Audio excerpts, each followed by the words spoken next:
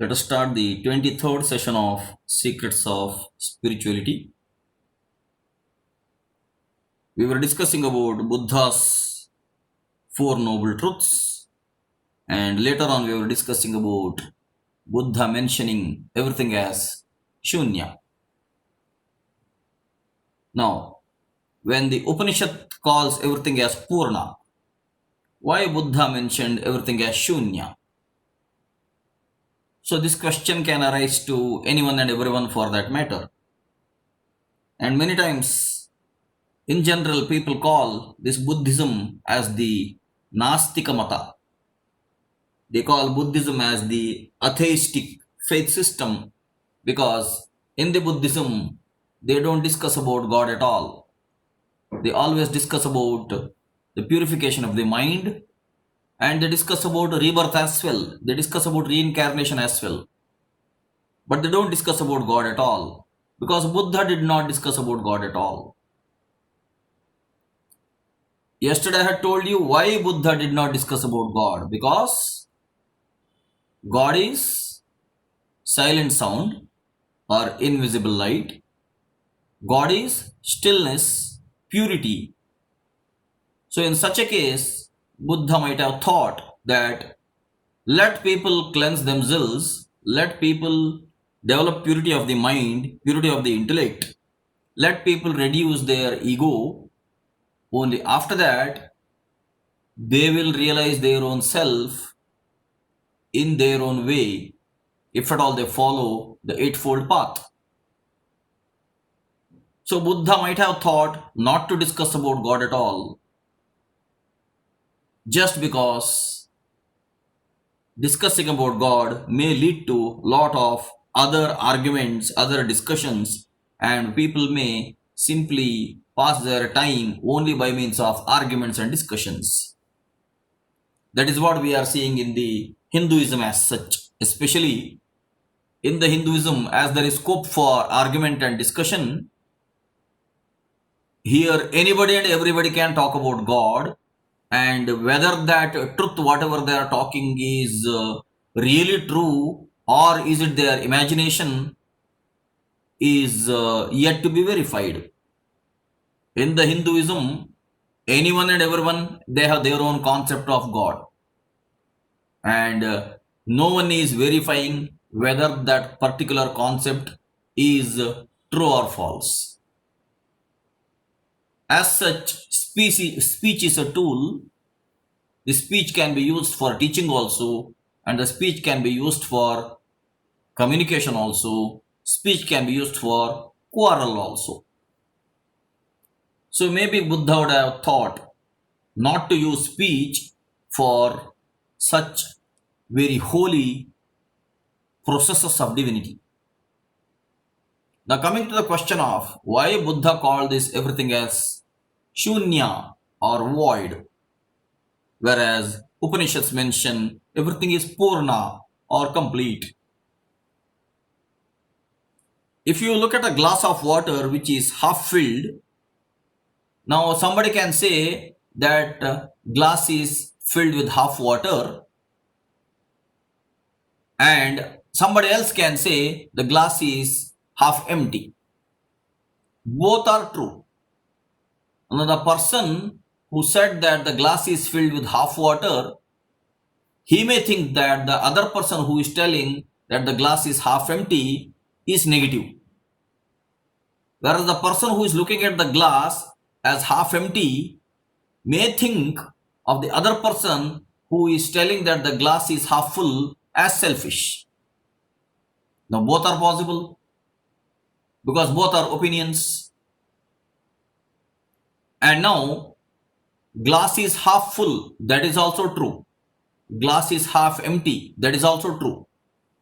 Who is positive and who is negative is again a passing of opinions. Ultimately, what is meant by positive, what is meant by negative is defined by whom exactly. If anything is leading to disturbance or destruction, anything that is leading to more and more pain, then we can say such concepts are negative. anything which is leading to mutual growth, mutual learning, better life quality, then we can say these things are positive. But when it comes to the concepts of the ultimate reality, there is nothing called positive and negative.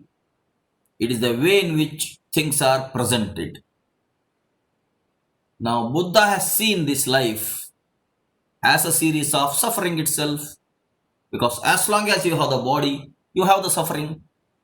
And Buddha has understood that as long as there is a longing for living, even after the physical death, the rebirth will happen, the reincarnation will happen, and again the person will come back to live in another body, and the suffering will continue. So the way to end suffering is to attain nirvana or kaivalya. The way to end the suffering is to attain liberation or salvation. Now, becoming liberated or obtaining salvation is basically what? Is basically losing yourself. When the river merges with the ocean, now the river loses itself. River will not remain anymore. But as long as the river wants to flow as a river once again, the same river will have its memory, and through the memory, again it may evaporate, it may become clouds, it may become rain, and again it may fall down on earth. It may again flow as a river because it wants to live as a river.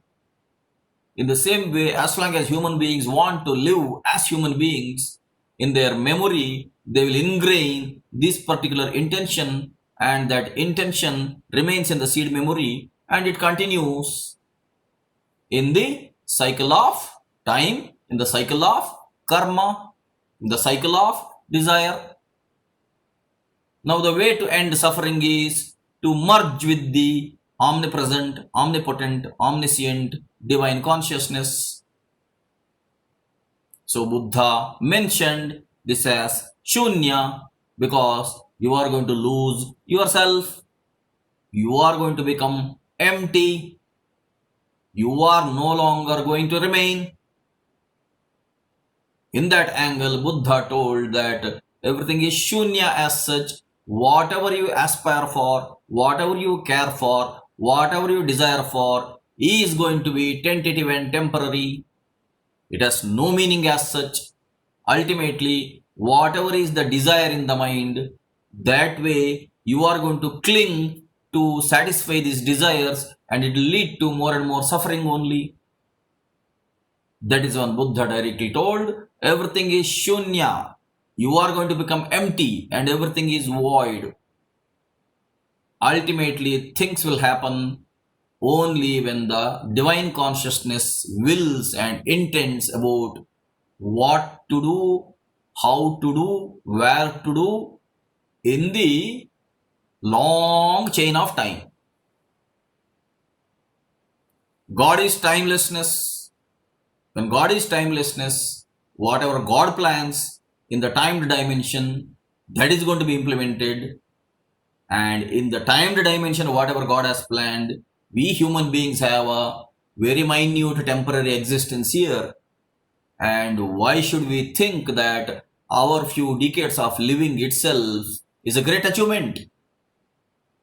That is where humans are going wrong. All the human beings who are hardly living for a few decades, at the most 80 years, 90 years, 100 years. In those 80, 90, 100 years also, what are these human beings doing on this surface of earth? Troubling each other, increasing suffering to oneself and to the others with all types of selfish desires, selfish motives.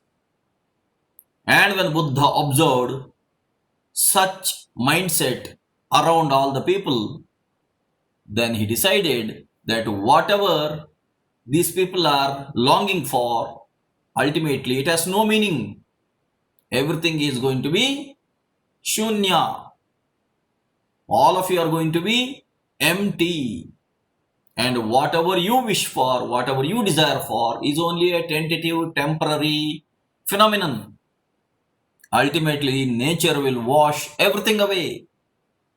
And whatever will happen in the universe is whatever nature wishes for, that only is going to happen. Whatever the nature does not wish for, that is going to be eradicated. So in that way, Buddha must have told that everything is shunya, everything is void. So now you take the statements told by the Upanishads also, take the statements told by the Gautama Buddha also, and you understand both sides. When you look at a glass of water, consider it as half full also. At the same time, consider it as half empty also. It is up to you to take it that way. Life has both positive side as well as negative side. And as long as you are living, this positive and negative side will exist in parallel always. You will have hunger, and when you have hunger, you will have to consume food. So, for consuming food, you will have to earn that food. For earning that food, you will have to work. So that way, when everything is related to each other, there are positive and negative sides always, as long as we are living in the social system of life. So we have to balance ourselves both with the positive and negative sides of life. That is aptly called as Karma Yoga. And maybe Buddha meant the same way using different terminologies. Let me proceed further.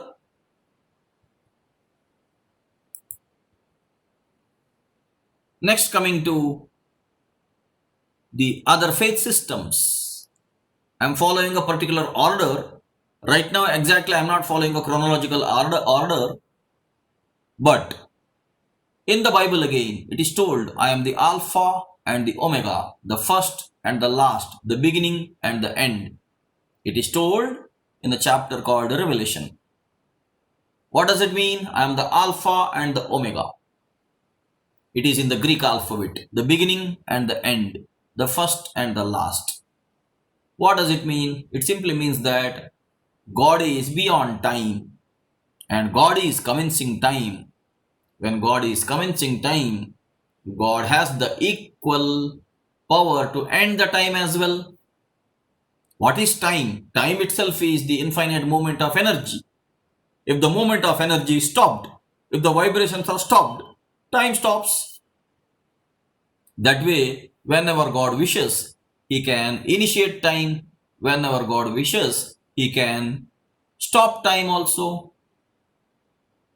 That is when it is told, I am the Alpha and the Omega.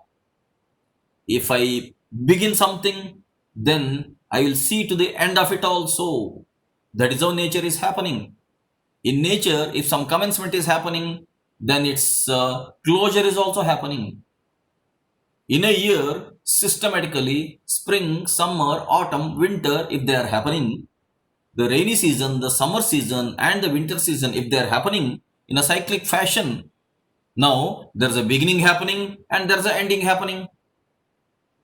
The first is happening and the last is happening, which means everything is under the control of time and the time is under the control of the divinity. So in whatever way divinity plans nature and nature is working as per the cycle of time. That way, even the Bible mentions in the direct sentence of God Himself, if God speaks in this manner, He will be speaking in this way only. Actually, God will not be speaking.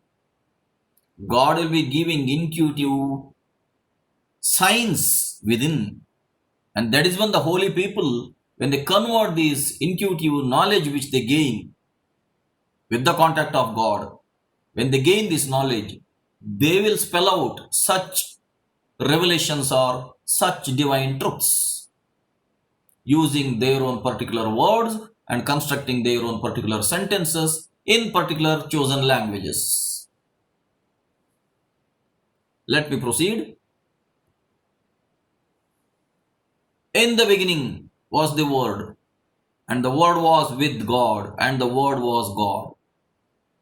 This is from the New Testament of the Bible, St. John's chapter, very first sentence.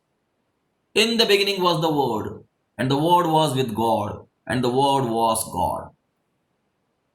Now recall the electromagnetic spectrum which was shown earlier. Recall from 0 till 20 Hertz and after 20 Hertz till 20 kilohertz. From 20 Hertz to 20 kilohertz, that we call it as audible sound or audible frequency, because that particular frequency is audible to us as sound. Now, below 20 Hertz, it is not audible to us, but it does not mean that that frequency does not exist. It means that the frequency is existing in nature, but that frequency is inaudible to us. So then we say that we are unable to hear to the sound. Now think about the ahata sound and the anahata sound which I mentioned earlier. The sound that is caused due to conscious friction of objects and the sound that is caused due to the unconscious vibration of the particles. We are not aware of this vibration of the particles, that is why I call it as unconscious. We are conscious of the friction between objects. Now it doesn't mean that all the sounds that we hear only that is existing in nature. We are unable to hear to the infrasound also. We are unable to hear the ultrasound also. But elephants can hear infrasound, bats can hear ultrasound. We have seen such examples. So now, from 0, when the vibration happens, till 20 Hertz, that particular sound is anahata sound. That means the sound which is not caused due to the friction of objects. That sound is caused due to the vibration of particles. Now that particular sound can be heard during the process of meditation. In fact, if you have to hear the anahata sound, you should first stop your attention towards the ahata sounds. As long as you keep hearing using your ears, what are you going to hear? You are going to hear to the sounds that are only produced by means of friction. Maybe somebody talking, that is also friction in the vocal cord. Maybe the television is displaying a film, that is also a sound only produced in the speaker. Maybe a car is producing a horn, that is also a friction produced in the vehicle. Maybe a bird is chirping outside your home, that is also a friction produced in the vocal cord. Now if you keep on paying your attention to the sounds which are produced by means of friction only, then when will you be able to hear the anahata sound? You will have to make a conscious decision to isolate yourself from the sounds that are produced by means of friction or intention of the living beings, and you will have to make a strong resolve. You have to take a strong resolution that you will stop listening to the sounds that are produced by the living beings and you will start listening to the sound that is produced by the divine nature. Once you start making that particular resolution, then gradually you will have to have an earnest effort where you will fine tune yourself to listen to whatever you have not listened till now, or to see whatever you have not seen till now. You should make your sense organs ready and you should fine tune your sense organs in such a way that whatever you have been experiencing till now, you should stop it and you should be ready to experience something which is different from whatever you have been experiencing till now. And whatever you are going to experience from now on is not for sensory enjoyment, but it is for self-realization. If that is the resolution, then you will also be able to hear to the anahata sound. Now, in the Yogic philosophy, we call these sounds as ahata sound and anahata sound. But it is not just relevant only to the yogic philosophy. It is not just relevant only to the Samskrita knowledge or Samskrita language. Because this biblical statement directly indicates, if Jesus Christ has told this sentence to his disciple John, then this is a direct evidence that even Jesus Christ was listening to the anahata sound. That is why this sentence comes as, in the beginning was the word. In the beginning was the word means what? In the beginning, 0 hertz, afterwards vibration. Just like in the Vaishnava system we say, it is Vishnu and then Adishesha. Just like in the Shaiva system we say, it is Shiva and then Shakti. In the same way Jesus Christ says, in the beginning was the word. That word was the vibration of God. And the word was with God. What does it mean? God only started that word. God only spelt that word. God's vibration itself was that word. And the word was God. What does it mean? The word was God. What does it mean? Means God only became the word. God only became the energy. Consciousness only became the energy. Energy only increased its frequencies to different forms. So, in the beginning was the word, and the word was with God, and the word was God. So, those saints or those prophets or those sages or those rishis or those yogis or those monks, whoever wants to have a connection with the divinity, they have made a strong resolution not to have a connection with the normal events that are happening on this earth. Whatever is normal events happening on this earth, for them, they are all abnormal. In the Bhagavad Gita, it is told, Yanisha sarva bhutanam tasyam jagarti sanyami. Means, whatever is night for normal beings, someone is remaining awakened at that time who has controlled himself or herself. So whatever is normal to the normal human beings, that is abnormal to the realized human beings. Now to say in a reverse way, whatever is normal to the realized human beings, that will be abnormal to the normal human beings.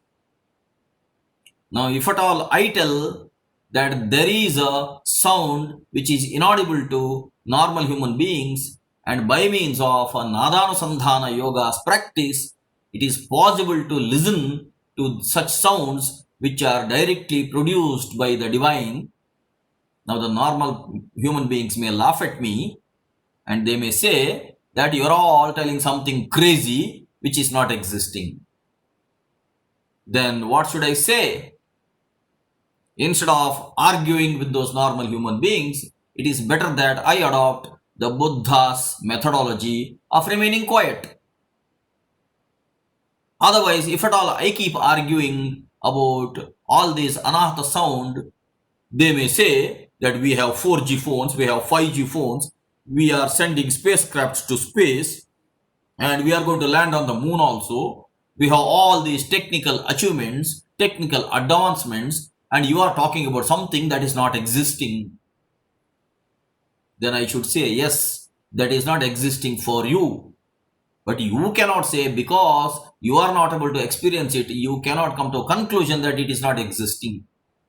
It is existing beyond your sensory perceptions. That is what I should say. And if at all arguments continue, then it is better that I keep quiet. In whatever way Jesus Christ told the glory of God, people troubled him only. People tortured him only. So it is better that at times we remain quiet only. That is why this particular sentence is like a puzzle. In the beginning was the Word, and the Word was with God, and the Word was God. It is like a puzzle. But this is basically an indication of the unstruck sound. That unstruck sound in the Christianity, they use a word called Amen. In Islam, they use a word called Amin.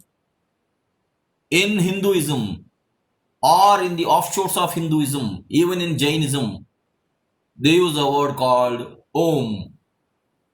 And in Buddhism, they use a word called Hum. And in all these four words, you can see a commonality. You can hear a commonality.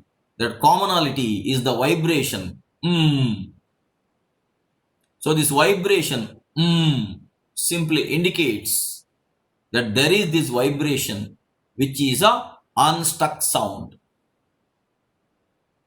And people who had practiced this Nadanusandhana yoga in the prehistoric time, they had documented their experiences. And that is how they had written Upanishad called Nadabindu Upanishad, Brahmabindu Upanishad. And in many Upanishads, they had discussed about this unstruck sound or Anahata Nada.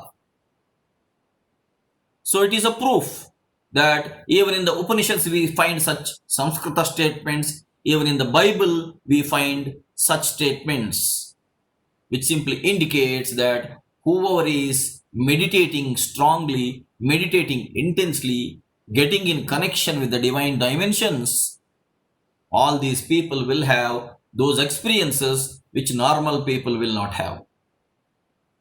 And when they have these experiences, they know that there is God's presence everywhere, anywhere, anytime. When there is God's presence everywhere, anywhere, anytime, they make a conscious decision to be in contact with that particular presence itself, to live in solitude, to live alone, or to be in contact with the God's vibration only, always, anytime. Now that is their choice to remain that way. For other people, that may seem like abnormal. Now for them, this may seem like abnormal. Ultimately, self-realization is a personal choice. Whether you want to realize the self or whether you want to remain egoistic is always a personal choice. It is a freedom given by nature to every individual human being.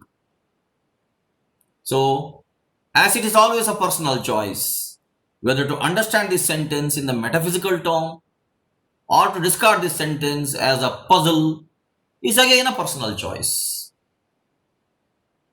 But then, unless people read the Holy Scriptures with the divine angle, they will not understand these sentences at all. There are so many such sentences in the Bible, in the Quran, in the Granth Sahib, in the Veda, in almost all holy spiritual books. There are so many such sentences. Why? If you read Tao Te Ching, which is written by Lao Tzu, you will find so many such cryptic or puzzling statements. But all of them are highly philosophical statements. Those who get into that dimension, only they will understand those statements. For the others, the whole book Tao Te Ching can be a puzzle as such. So, why do we have religions? Religions are required. Because without religions, people will not have any discipline of life. Now, because of the religions, we have a living discipline. Imagine, in the Hinduism, there are a lot of customs. Now, because of the customs, there is a living discipline. In the Christianity, in the Islam, in the Buddhism, in the Jainism, in the Sikhism, there are a lot of customs. Because of those customs and rules, people are living at least to some extent harmoniously, with some amount of fear, with some amount of mutual respect.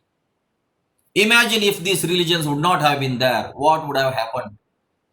If these religions would not have been there, let us say the holy masters did not direct people to live through some customs, then all the human beings on this earth would live worse than animals. So religions are very much necessary. Teachings of the holy masters are very much necessary for living a disciplined life at least, without which we cannot imagine the way in which human beings live. So theists will live in a better way when compared to atheists. We should say this. People who at least have faith in God will live in a better way when compared to the people who live without any faith in God. Because when people have faith in God, there are spiritual masters who have told how to live. Now when those are not followed, we can see what is happening in the present situation now, where for everything people are asking proof, but proof is within. Kingdom of God is within. Let me continue.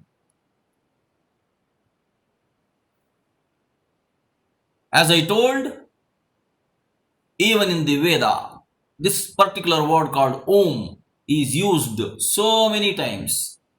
In almost all of the Indian traditions, this word Om is used so many times. The sign for Om. Om is a beautiful word. It has the same roots as the words I am or Amin. These words are the sound of the divine, the all that is. It is a great mantra for meditation, and it can bring you profound peace. You can try out this particular meditation. It is very simple. Whenever you are relaxed, don't keep thinking. Simply keep chanting Om only. In your own pace. It may be slow, it may be medium, it may be fast. If it is fast, initially, gradually slow it down. And keep on chanting Om. Now gradually, once you gain experience, increase the gap between two Om chantings. Slowly, consciously increase the gap. Now in the gap in between two Oms, don't think anything. If at all any thought arises, immediately stop that thought and replace it with Om. This way, practice this particular simple meditation. Even though it is simple meditation, it is not so easy. The meditation on Om is really very simple. You will have to keep chanting Om and gradually you have to keep on increasing the gap between two Oms. More the gap between the Oms, the better. Because in between the gap, you are not supposed to think anything else. That means you are totally calm and peaceful in between the two Oms. So even though this is very simple, it is not easy. Why? Based on your mental abilities or mental control, in between two Oms, one or the other thought will arise. Now it is your capacity, it is your ability to nullify the thought and to continue chanting Om only. Or whenever such thought arises, you will have to replace the thought with Om only. You will have to consciously do it. If you do not consciously do it, then more and more thoughts only will arise. So even though this is a very simple meditation, it is not an easy meditation, but try it out, it is worth it. It can bring you profound peace. Now think about the sentence of the Bible. In the beginning was the Word was with God, and the Word was God. Religions are very much necessary to teach people about the divine things. But at the lower level, if people keep on fighting over their own religions, we should pity them and we should advise them or we should teach them to rise higher and understand the essence of each religion. It is only at the lower level that people quarrel with each other, fight with each other about my God and your God and their God and our God. That way they are fighting. Actually, they are not understanding the real truth. Now, somehow they should be educated to understand the ultimate truth. Because at the higher level, everyone has taught the same thing. But without the religions, there cannot be a spiritual discipline. So religion is very much required for a spiritual discipline. So whether you chant Amen, whether you chant Om, it is up to you. But my advice would be that if you are a Hindu, use Om. If you are a Christian, use Amen. If you are a Muslim, use Amin. Swadharme nidhanam shreyaha paradharmo bhayavaha is told in the Bhagavad Gita. Whatever you are attuned right now, in whatever way is your living culture, better to follow that. Otherwise, there will be more and more confusions. When there are more and more confusions, you will stop practicing this Om also. So, if you are a Christian, keep chanting Amen. If you are a Muslim, keep chanting Amin. If you are a Hindu, keep chanting Om. I hope you will keep practicing this particular simple as well as powerful and tough meditation.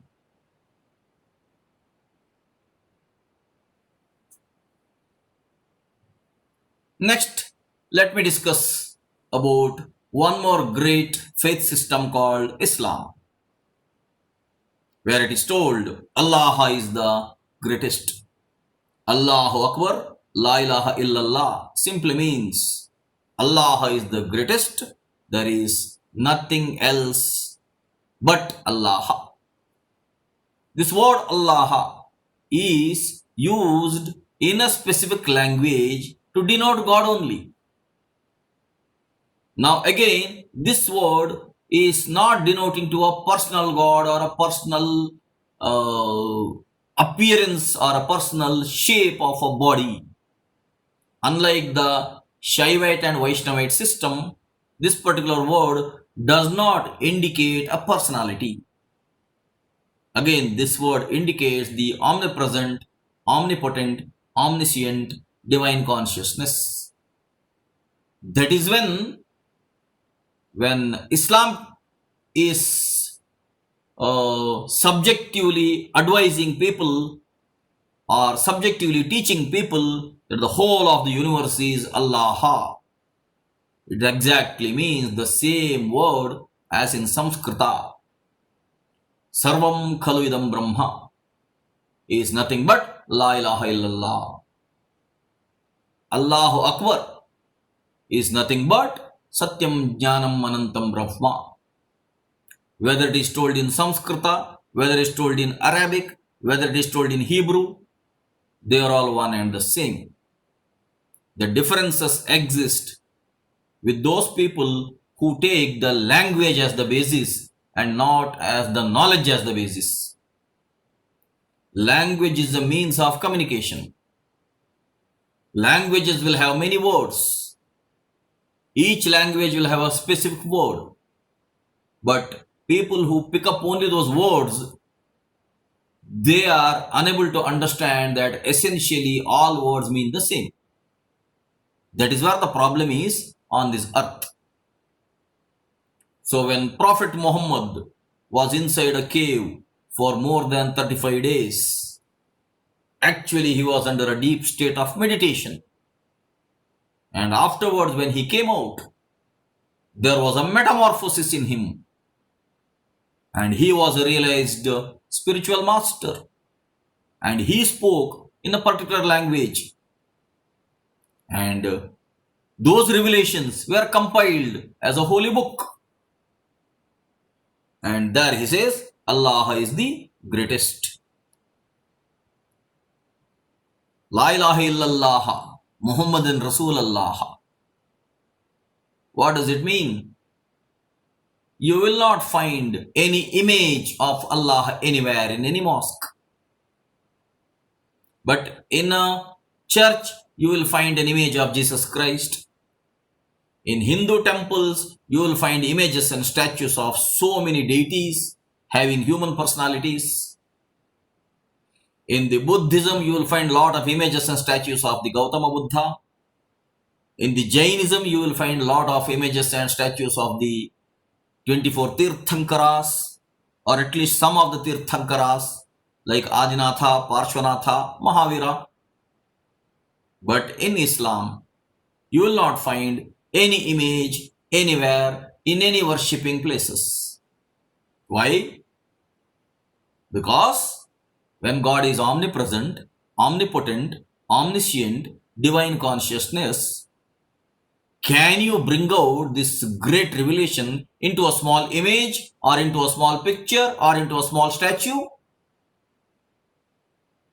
That was the greatest wisdom of Prophet Muhammad. When he told Muhammadan Rasulullah, he told, I am only a messenger. La ilaha illallah. God is omnipresent. God is omnipotent. Omniscient. Bismillahir Rahmanir Rahim. That is a holy word used in Islam. And then that particular word is used with the holy dimension. Now Muhammad says, don't have an image of me also. You will not find the image of God also anywhere in Islam. You will not find the image of Muhammad also anywhere. Why? We can see in Hinduism that so many people are also worshipped by keeping their images and photographs and pictures. There are so many holy masters' images or photographs are also worshipped, which is actually totally meaningless. When those holy masters lived, they did not expect that after their departure, people will worship their own statues, their own images. But we are seeing that, especially in Hinduism, where we have temples for film stars, cricket stars, and we have temples for so many low-level deities. And recently I heard that now there is a temple for even Koronamma, Corona Devi. They have temple for Plagamma. I don't know, in whichever way people create such images for their own blind faith.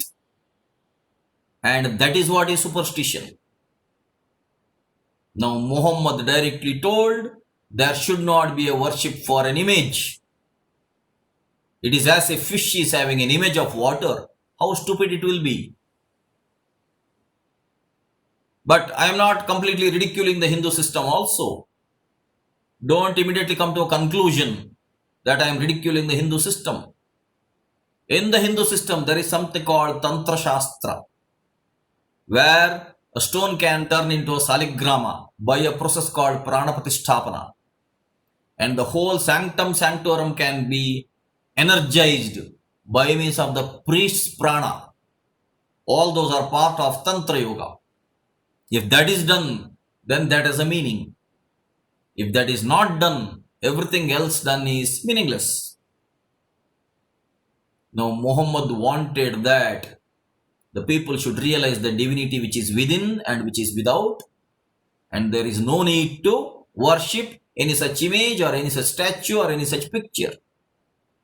So Muhammad told, don't worship me also. Otherwise, even in Islam, they would have ended up worshipping only Prophet Muhammad also there. So Muhammad directly told, I am the messenger. God is great. Allah is greatest. I am only the messenger. Don't worship me. Worship only Allah. That very clearly he told that Allahu Akbar, La ilaha illallah, Muhammadan Rasulullah. He very clearly mentioned that Muhammad should not be worshipped at all. Allah should be worshipped just by a simple prayer 5 times in a day. Just imagine now, because of that particular tradition, because of that particular custom, so many of our Muslim friends are involved in the prayer 5 times in a day. How many Hindus pray 5 times in a day? How many Christians pray 5 times in a day? People have to ask themselves. And what do they pray? What do they ask? Now people have to ask themselves. most of the Hindu prayers are basically demands from God that, oh God, give that to me, oh God, give this to me. Whereas when our Muslim friends offer namaz, it is not a demand, it's a simple prayer. Allahu Akbar, La ilaha illallah, Muhammadin Rasulullah 5 times in a day. And people are reminded about the time of prayer. Especially in the morning time and the evening time, people are reminded that you should wake up now and you should pray. That is why I told you, religions are necessary for imparting spiritual discipline. Without religions, people will not have discipline in life also. So Prophet Muhammad greatly told that I am the prophet, I am the messenger. There is no need to worship the messengers. You can find such direct statements even mentioned in the Quran. That Allah or God is the greatest. God only should be worshipped, not any other human images or human forms. That is also directly told in the Holy Quran. Sometimes I mention that Islam is one of the best faith systems on this earth. Why? Because the sentence directly says God is omniscient, omnipresent, omnipotent consciousness. And you can have the presence of God felt wherever you are. You can pray wherever you are. You need not go to a mosque also. You need not have a concrete structure also.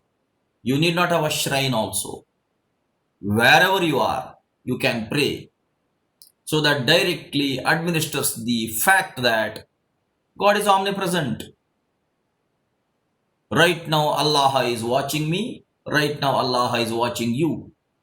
But Allah will not do anything else. Why? Allah has given all the powers for us to do something. Something better or something worse is again our own choice. So my dear friends, you can understand what was the great visualization of Prophet Muhammad when he framed this particular system or custom. And whenever you listen to the azan, every day, whenever you listen to the azan coming from a mosque, think that it is not an Arabic prayer or a Muslim prayer. That prayer is equally applicable to anybody and everybody who are listening to that particular azan. It may be in a particular language, but understand the meaning of that particular sentence that is being sung out there.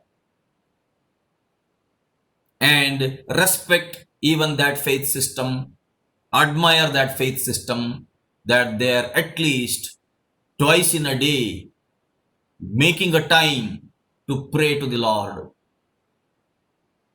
Now, at the same time, what are the other people doing? Those other people should keep on asking themselves, what are they involved in at that particular time?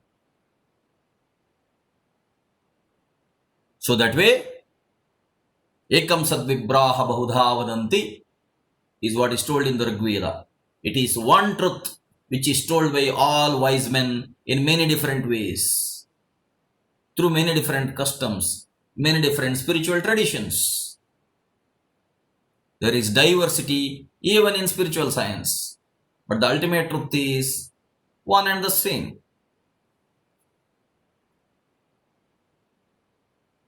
Let me tell you the meaning of Allah. It is made out of these 3 syllables, Al, La, Ah. Now, Al means the, La means no, Ah is the interjection. Al means the, La means no.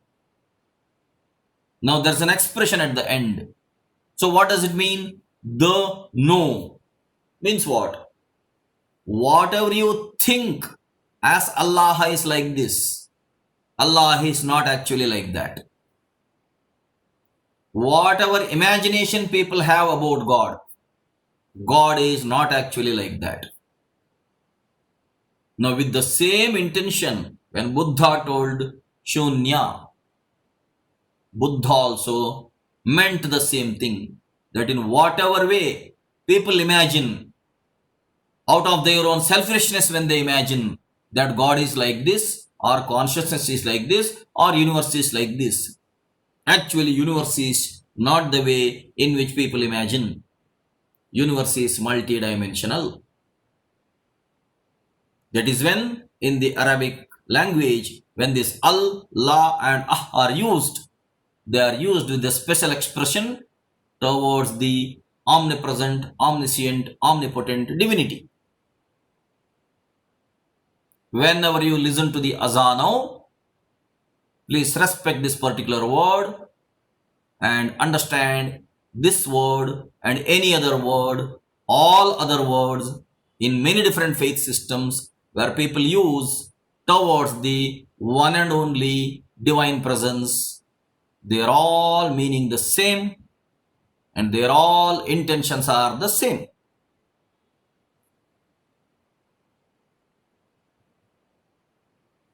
Let me continue with the description of this particular holy word, Allah. This al is originated at the throat. La is originated at the teeth. And ah is coming out from the lips. When you pronounce this particular word, Allah, al is from the throat. It is like a vowel. When you pronounce this la, the tongue is touching the teeth. And when you pronounce the last ah, that is breath coming out of the mouth through the lips. Now what does it mean? Al is inside, la is in the middle, ah is outside. What does it mean? Allah is inside, Allah is in the middle, Allah is outside. So to say, Allah is everywhere, anywhere, every time, anytime. Now, al is a vowel, la is a consonant, ah is an aspirate. Now, inside means breath is going in and the breath is pausing to some extent, breath is going out. As soon as a child was born, who caused this in-breath? Allah. Who is right now making this breathing to happen? Allah. Now when this body is dying, who is causing the out-breath so that the breathing will stop? That also is Allah. When the breathing in happens, birth is happening. And because of this breathing only, life is going on. And when the breathing completely goes out, then the death is happening. Who caused the birth of life? Or who caused the birth of a living body? Allah. Who is maintaining this life in this living body? Allah. Who actually is going to cause the stoppage of the breath, stopping of the heart, stopping of the brain's functionality? Allah himself or Allah itself. All these rules of nature, rules of life are planned and implemented by Allah himself or Allah itself. So that way, this is one of the greatest word of expression towards the omnipresent consciousness.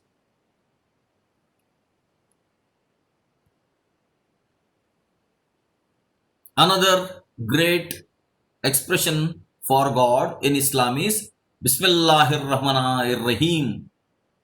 Allah, beginning with the name of the tenderly merciful and infinitely loving. Allah is merciful. God is merciful. Because God is merciful, God has given you all the abilities to survive, all the abilities to live. Because God is merciful, God has designed a body which you can use day in and day out with the 5 sense organs, with a very complicated nervous system, digestive system, excretory system, circulatory system. God is tenderly merciful, infinitely loving. God is loving his nature. Because God is loving his nature, God is creating variety in nature. God has created variety of food, variety of sounds, variety of taste, variety of visions. There is diversity and variety and beauty everywhere in nature. It simply means God is tenderly merciful and God is infinitely loving. Rahman and Rahim. Now, when they write these particular wordings, it will contain 7 and 8 and 6 syllables. That is why 786 is a holy number in Islam, because that corresponds to this Bismillahir Rahman Rahim.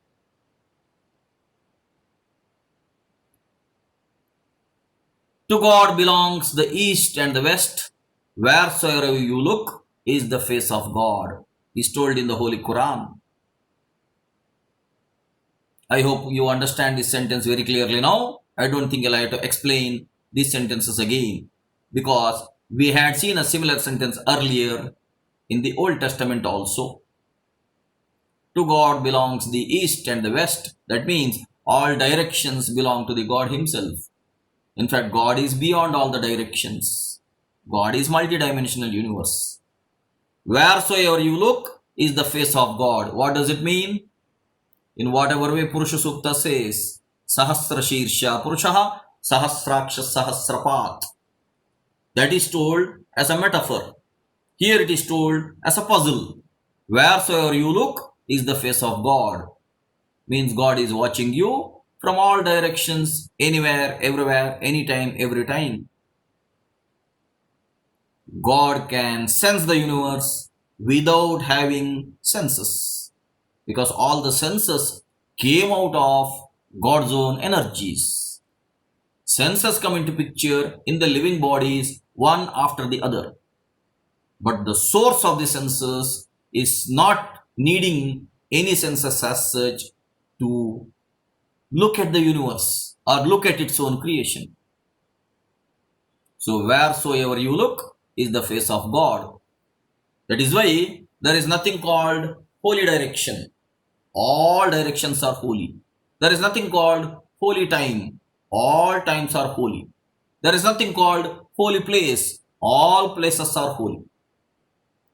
Now you may declare some place as holy or some time as holy or some direction as holy based on your own customs and traditions for having a spiritual discipline. Otherwise, Purandaradasa says, Indina dinave shubhadinamu, Indina vara shubhatare, Indina tare shubhatare, Indina yoga shubha yoga, Indina karana shubha karana. Purandaradasa says, the day or the time when you remember the Lord, that itself is the best time. Every time is the best time. Every place is the best place. There is nothing called a holy place and an unholy place. All nature is holy, because whole nature is created by God himself. All times are holy, because complete time is planned by God himself. So, to God belongs the east and the west. Wheresoever you look is the face of God. Coming to the next faith system called Sikhism. Here again, there is a great sentence called Sat Shri Akal. Sat means truth. Shri means abundance. Akal means timelessness. Look at the beauty of the meaning. Truth, abundance, timelessness. God is truth, Sat. God is creating abundant nature, abundant life. That is Shri. God is timelessness, Akala. So, God is truth, Sat Shri Akal. So, believe in one God. Why? Timelessness itself is God. The source of time, the source of energy, itself is God. This was understood by Guru Nanak. And then gradually he administered this, or he gradually advised to everybody wherever he went. Like a mendicant, he kept on walking from village to village, and he kept on preaching and teaching very simple philosophy. And that simple philosophy only remains even today in the Gurudwaras. You will have to visit any Gurudwara and you have to appreciate how you will be treated there in the Gurudwara. Even today in India, you may not find a beggar who is a Sikh. The Sikhs are highly hardworking people. They will work for their livelihood and they'll keep on working. They are life-loving people. You may find beggars in many other faith systems. You may not find a beggar who is a Sardarji or a Sikh. But people used to make a mockery of Sardarjis some time back. They should reverse all their statements. They should take back their jokes towards the Sardarjis. Because Sardars are life-loving people, hardworking people. They have been living as per the teachings of Guru Nanak himself. So Sat Shri Akal means God is truth. Finally, all this is what, in whatever way we say, we discussed science earlier, then we discussed religions later on, we discussed about spiritual masters' revelations, we discussed about the findings of the scientists. What does it finally mean? All this ultimately means there is this divine sound which is all pervading, and this divine sound gradually became an audible sound. Whatever is the inaudible sound, the ancient scriptures of India called it as prana, and the same prana increased its vibrations. Then it became Shabda, Sparsha, Rupa, Rasa, Gandha. That way gradually there was an evolution of sensory perceptions. And whether we have a string theory, whether we have a quark theory, whether we have an atomic theory, whether we have a molecular theory, whether we have many other theories such as Big Bang theory or whatever way. All these theories, some of them may be true, some of them may be untrue. We don't know, because all those are theorizations. But what about revelations? What about the revelations of the spiritual masters? What about the intuitions that are coming from within? Now, in case of a scientist, the theories may come out by conscious thinking, conscious logic, but the scientist may not be having any spiritual experience. But what about the spiritual masters? The speech comes out of the mouth of the spiritual masters, not out of any conscious intention. It comes out as a divine intervention or as a divine expression. That way, whether there's a quest with the scientists or whether there's a quest with the spiritual people, ultimately there is one particular truth. That truth is God is omniscient, omnipresent, omnipotent, divine consciousness. That is what is this picture indicating. And whether it is systematically random or randomly systematic, ultimately we should say there is system in randomness and there is randomness in system as well. They are mutual. Somehow randomly things are combined to become systematic things. Randomly many compounds may join together to become a systematic mango, a systematic jackfruit, a systematic coconut. Randomly many molecules and atoms may join together to become a systematic body inside the womb. So, God is randomly utilizing many things to develop a system, or maybe systematically developing randomness itself.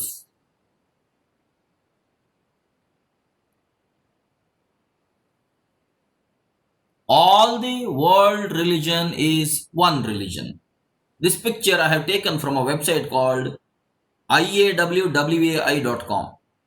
It's a beautiful website where one intellectual philosopher has put everything in one particular picture. Let me start with the Christianity. Outer mysteries, Bible, literalism. And then inner mysteries, Gnosticism. Then there's a word called Logos. Let me come to Islam. There is this Quran, Zahir, 5 pillars of Islam. I'm going to discuss about these 5 pillars later on.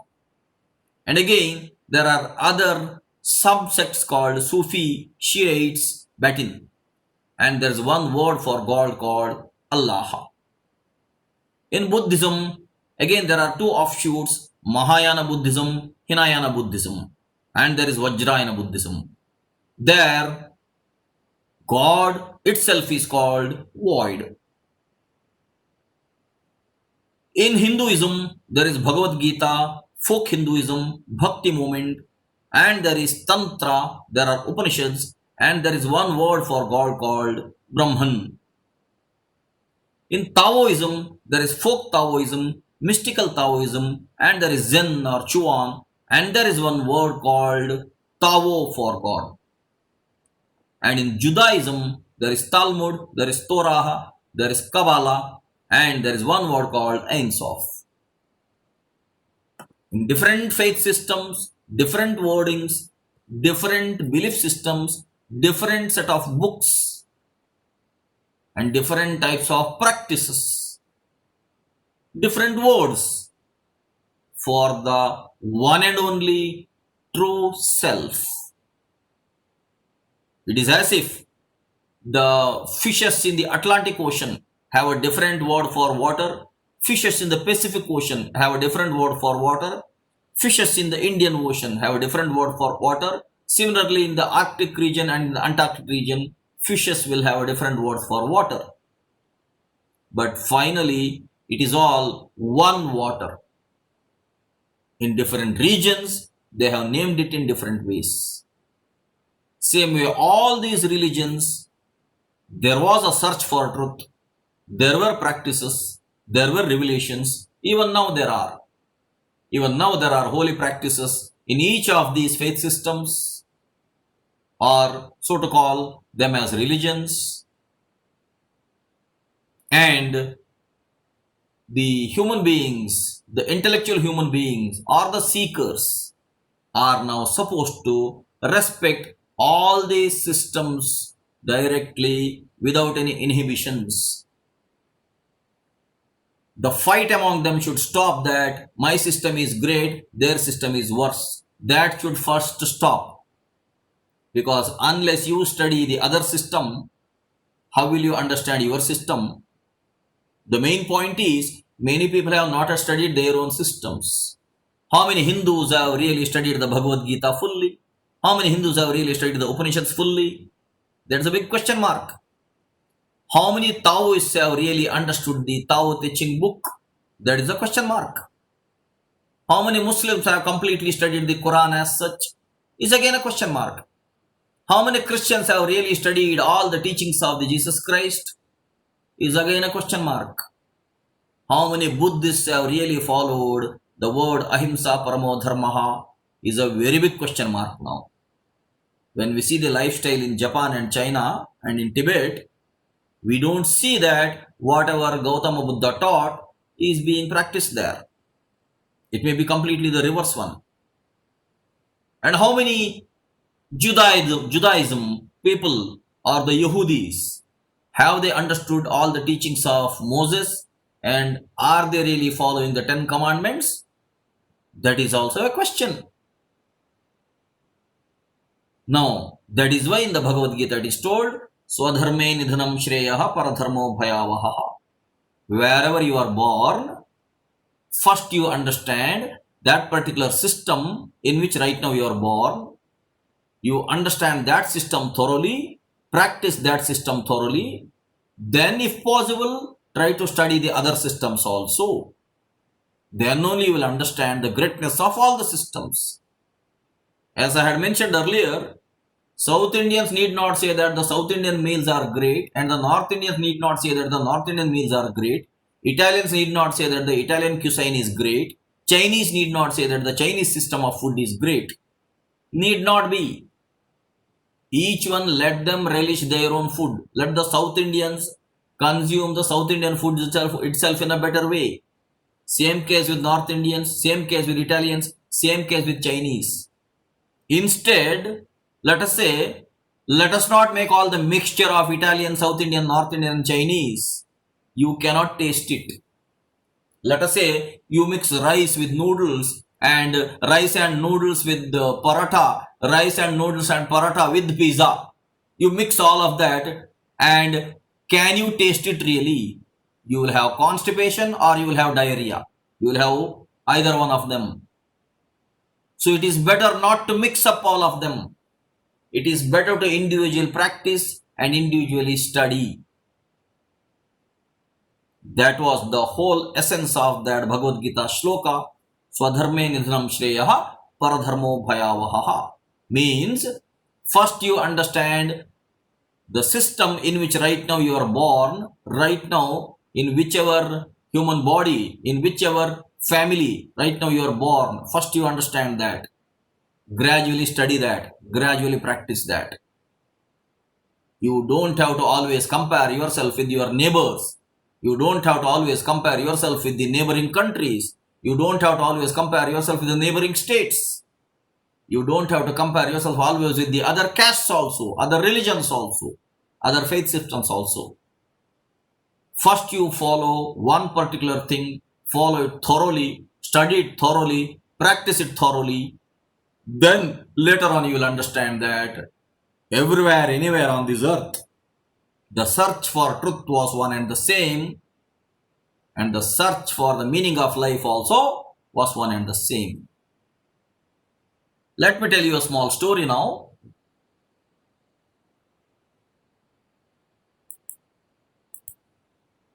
One king had a dream.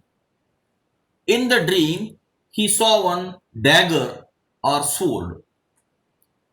When he saw that sword, next day morning, king woke up with a lot of fear because he saw very big sword or dagger in the dream. Now he wanted to know the meaning of this dream. So he sent word throughout his kingdom that whoever is telling the meaning of this dream, he will give them 1000 gold coins. Now the news spread throughout the kingdom, but nobody knew the meaning of the dream. Nearby there was a forest. Adjacent to the forest there was a big tree.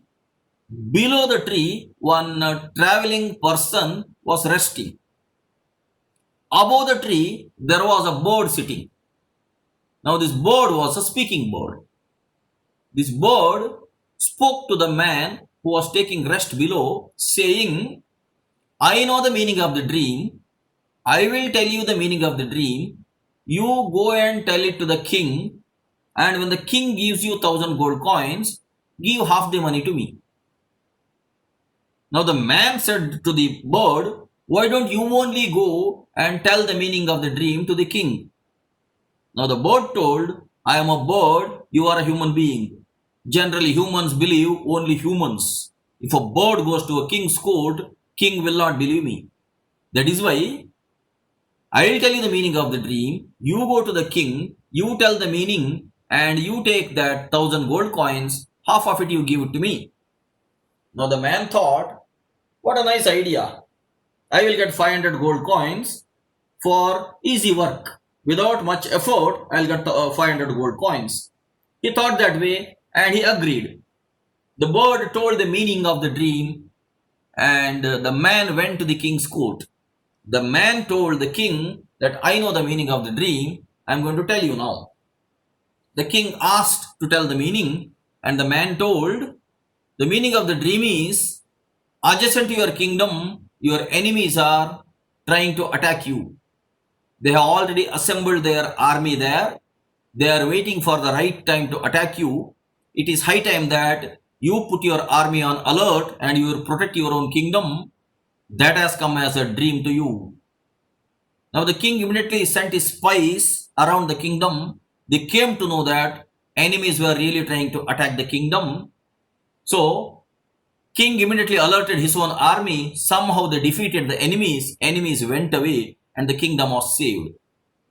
Now the king became so happy that dream was an indication of some threat there. So king gave 1,000 gold coins to the man. Now this man was very happy collecting the 1,000 gold coins. He was coming this way towards the forest wherever he was resting. Now the bird came flying from the tree and the bird asked him that give me my share of 500 gold coins.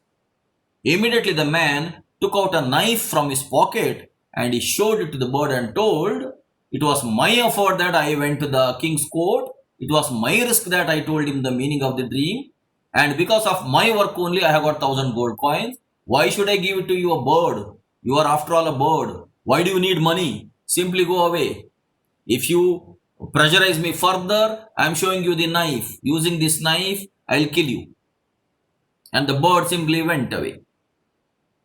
And the man took these gold coins. After a few months, the king had one more dream. In that dream, he saw one jackal or a fox.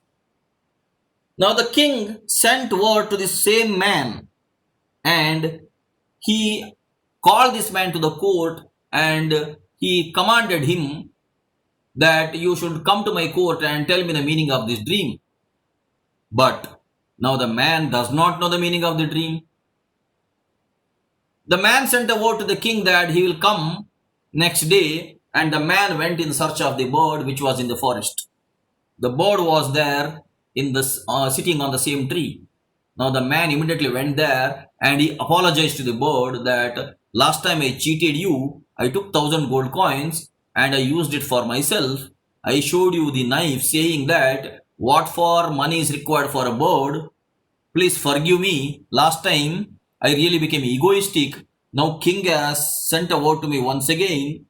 He thinks that I know the meaning of the dream. I have to go back and tell the meaning. Please tell me the meaning of the dream and please forgive me. Now the bird told, you human beings are like this. You people keep on committing mistakes. And whenever mistakes are there, whenever you want some other opportunistic need, then you come back and you ask sorry for that. You human beings are like this. And again the man told, sorry, I told you, I have already apologized. I have told you, I am sorry. I will not do this time again. This time, whenever I get those 1,000 gold coins, I will come back to you and I will give you your share. Please tell me the meaning of the dream. Now the bird agreed and the bird told the meaning of the dream. Now this person went back to king's court and the person told to the king, my dear king, last time it was external enemies which were trying to attack you. This time it is internal enemies. Your own minister and your own cousins are in a nexus. They are working together somehow to dethrone you or to get you killed. And you should be very alert now and somehow find out who are these cousins and the minister together. They are having a plot to finish you. And immediately king became alert. King used his internal spies to find out who are the people who are doing this plot. And somehow all these people were found out and they were all jailed. King found out his own cousins along with the particular minister who are having this plot and he put all of them behind the bars. Now the king is safe. King became so happy, he gave this 1,000 gold coins. And the man came with these 1,000 gold coins. Man was going back home. Now the bird came flying there asking for its share. Now the man told to the bird, you are after all a bird. Second time I had taken a risk of going to king's court and you did not put any effort. You were sitting on top of a tree and you just told me the meaning of the dream. You are after all a bird. And in what way money is useful to you? You cannot take this money to a shop and buy something else. No one will believe you as a bird. They believe only human beings that way. So, I will not give you this money. It is my hard-earned effort. And you have no share out of it. I am not going to give you this share. And the man went away. The bird also went away. After a few months, king had the third dream. Third time when the king had a dream. In the dream, king saw one white pigeon. And the king sent word to the same man to come back and tell the meaning of the dream. Now again, this man does not know the meaning of the dream. Now he came back to the bird and he kept on telling so many stories. And the bird kept on telling, you human beings are like this. Each time you commit mistakes, and after that, whenever you want to have an opportunistic need, selfish need, you people will come back. Again, you will apologize. You will tell so many sorries. That's a habit with you human beings. And again, the man said, I did it twice now. This is the third time. I promise you that I will never do that. This time, definitely, I will give you the share. Finally, bird said, okay, this is the third and the last time. I'm going to tell you the meaning of the dream. And the bird told the meaning. The man went back to king's court, and the man told to the king, my dear king, it was earlier the external enemies who were trying to attack you. Later on, it was the internal enemies who were trying to finish you. Now both are completely eradicated. Neither the external enemies are thinking of attacking you, nor any other internal people are trying to finish you. The whole kingdom is peaceful now. Because of this peaceful atmosphere, you saw a pigeon in the dream. White pigeon in the dream. King sent all his spies throughout the kingdom, and he verified that throughout the kingdom there is peace now. People are living happily. King became so happy, he gave this 1,000 gold coins. Now the man took these 1,000 gold coins all the way to the tree where the bird was resting. Now the bird was sitting there on the branch of a tree. Bird did not come flying out asking its share. The man himself went all the way to the tree, and the man told, this time I am giving you your share, please take it. Now the bird said, I am after all a bird. In what way money is required? If you give me some food grains, I will consume the food grains and I will survive. Otherwise, money is of no use to me. I cannot take this money to any shop to buy any food grains. If you can supply food grains to me directly, I will be happy.